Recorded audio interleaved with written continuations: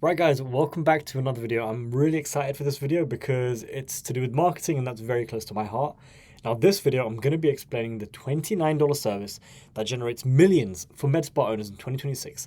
Now, when I say $29 service, you're like probably thinking, Karan, this is so cheap. What the hell do you mean $29 service? What kind of machine, treatment, protocol is that cheap? And before you guys click off, what I'm going to be talking about today is the low ticket ascension funnel. Now, what do I mean by this? So I come from a marketing background, and by low ticket ascension funnel, it basically means you're going to sell something for very cheap, so then you can ascend people into a higher price thing later on. So low ticket means cheap, high ticket means expensive, and a funnel, what a funnel is a way to basically convert clicks into paying customers. It's very, very simple. It's how do you gather attention, nurture that attention, and have them pay you, right? So I want to talk about the low ticket ascension funnel applicable in the med spa industry. Now, I haven't seen many people do this, but our clients, and we have implemented it for them, they do very, very well with this model of doing business. The reason being that you can liquidate a lot of the ad cost and get more efficiency from your ad spend if you implement this method.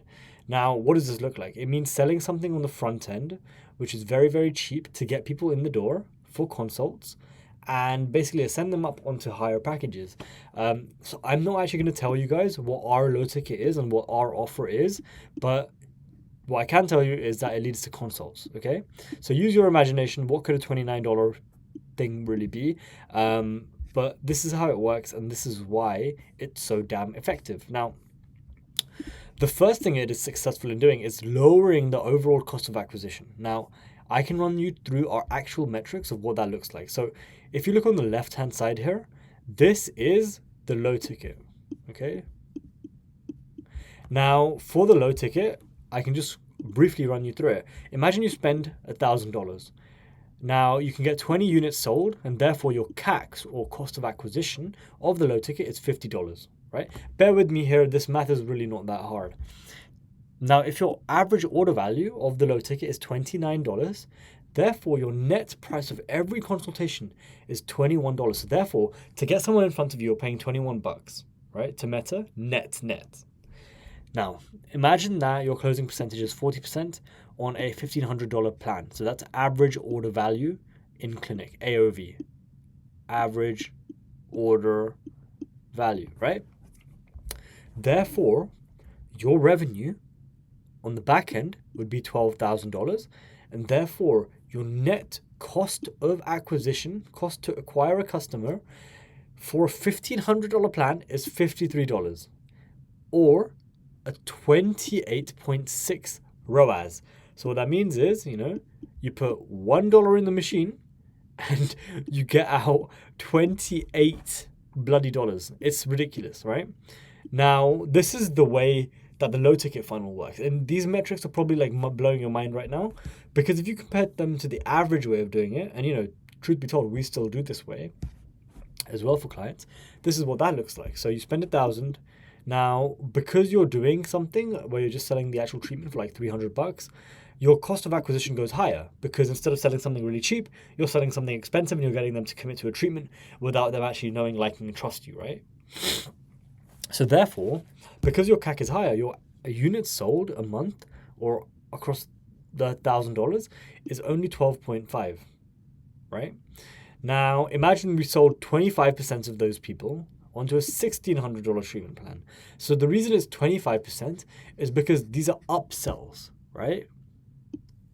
As opposed to people coming for consults. And therefore, your upsell average order value is $1,600. I just made it higher because I wanted to give this a fair chance. And therefore, your back-end revenue, so, 1 in every 4 people of these 12 people, your back-end revenue is $5K. But your upfront revenue from the 75% of people coming for the $300 thing is $2,800. Therefore, your total revenue is $7K, and therefore your ROAS is 7.8. And therefore, your overall cost of acquisition to sell a treatment plan is 320 bucks, right? Which is not bad, but it's nothing like the ROAS in this situation. So if you compare the two, right, I'm going to highlight over here with my handy dandy highlighter. What are the differences here, right? So the first thing is that the units sold are different, and obviously following the demand curve, you know, if you recall back to like economics 101, the higher price you charge for something, naturally there's going to be lower demand. Okay, and so you're going to have fewer units sold, because think about it here, you're asking someone to make a $300 purchase over the phone, which, you know, you're going to lose some people along the way, whereas if it's just a $29 purchase over the phone, it's much more attainable, right? So that's the first thing I'd like you to note. The second thing I'd like you to note is the 40% compared to 25%. So because people are coming for a consult in this version of events, in the low ticket, they're much more inclined to commit to a plan and actually take on treatments and commit to something because they're there for a consult, as opposed to being there for an upsell. Because we know upsells are harder and there's more resistance, because people are like, oh, I came for this one thing, it's a treat, it's a promotion, it's a discount. I don't necessarily want to get something else today. And also a lot of the ways that you guys do treatments and the upsell is that you'll wait till the very end when the person's putting their coat on to actually upsell them. So that doesn't work that well. And so at the end of the day, what you get is higher revenue, right, upfront compared to the upfront and the back end, and therefore a higher ROAS. Now, the reason this ROAS is so damn crazy is because we're calculating it from the net cost of acquisition after liquidating some of the ad spend given the upfront revenue, okay? And that's why our net CAC is so low. It's $50 for a $1,500 treatment. So as you can see here from the metrics, you're going to get more people, therefore more at-bats to actually try and sell. You can probably sell even higher prices than this, right? And the receptiveness is much higher. So that's the first thing. You have an overall lower cost of acquisition. Like I said, you're going to lift the conversion percentage from 20 to 50%, right? And that is because we are now doing a consultation plus a prescription as opposed to an upsell, right? We're not doing an upsell. And the reason that's so good is because it becomes a very easy customer journey. They know what they're expecting. We're pre-framing the fact that they're going to have a consult and a prescription of a treatment plan, kind of like when you go into the doctor's office. So one example that I really like is like, who has the highest close rates in the world? It's doctors, okay? Because the doctor's like, hey, you have an infection, you need antibiotics. You're not therefore thinking like, oh my gosh, should I get the antibiotics? I don't know about that. You're just like, okay, give me the antibiotics, I need to get rid of this infection. As opposed to someone who's coming in for a $300 treatment, you're like, hey, why don't I sell you 4 more of that treatment after you've had the treatment and make it a higher price? Like, it doesn't really make sense in that regard, right? So therefore, your conversion percentage goes higher, right?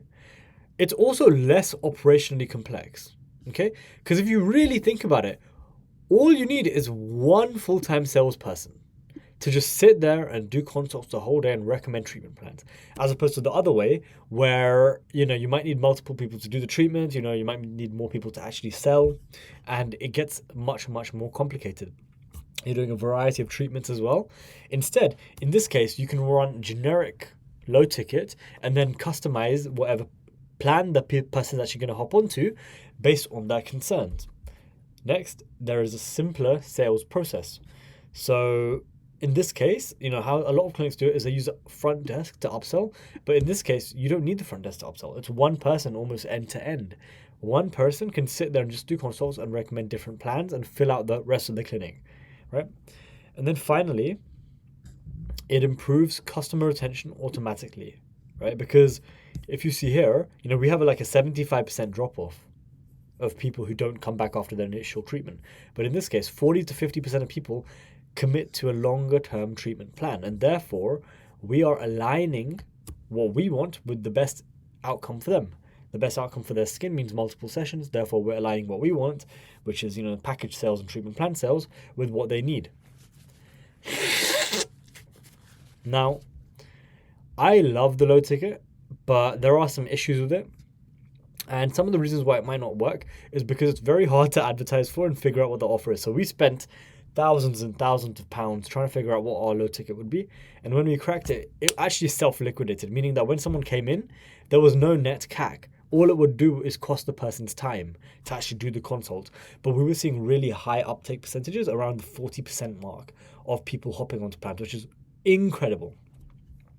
And yeah, I guess the other thing with the low ticket is that even if you do crack it, you need more creatives is what we found, and more tricky to make creatives, which are, typically based around videos and stuff like that. So that's it from me, guys. But it's something to think about, that from a $29 service, you can generate millions and millions and millions because of the economics making sense like this, and the fact that it's a better sales journey for the actual person. So see you later next time, and keep killing it.